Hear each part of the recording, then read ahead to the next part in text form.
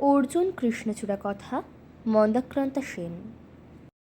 অর্জুন গাছ একা ছিল ওই মাঠে, আর্যপুরুষ আভিজাত্যের দম্ভ নতজানু হলো সব গাছ তার কাছে।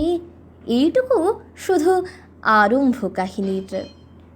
কোথা থেকে এলো কৃষ্ণচূড়ার বীজ? যুবতী হলো সে কয়েক বছর পরে। সাঁওতালি মেয়ে, খোঁপায় তীব্র লাল।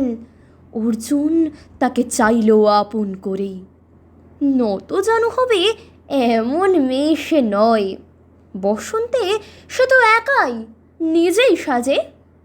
আর্য পুরুষে আসক্তি নেই তার, ব্যস্ত আছে সে ফুল ফোটানোর কাজে।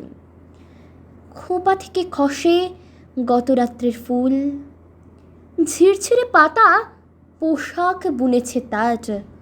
অর্জুন সে যে আর্য পুরুষ, ভাবে সব সুন্দরে একা তার অধিকার।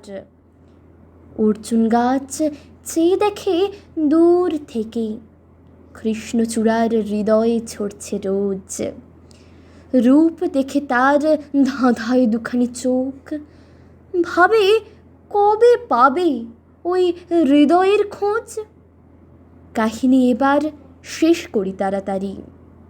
কৃষ্ণচূড়ার জেদখানি বড় বেশি, অভিমান সেও বিকাবে না কারো কাছে, বরঞ্চ হবে বন্ধু বা প্রতিবেশী। যদিও কাহিনী এমন সহজ নয়, অর্জুন শুধু বাকল ছড়েছে ঝড়ে। সাঁওতালি মেয়ে রক্ত ঝরাতে জানে, আর্য পুরুষ হার মানে অন্তরে।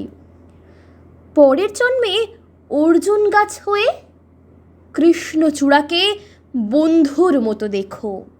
আমাকে চিনতে ভুল করো না হে রিজু, রক্ত ঝরালে বাকল খসিয়ে ডেকো।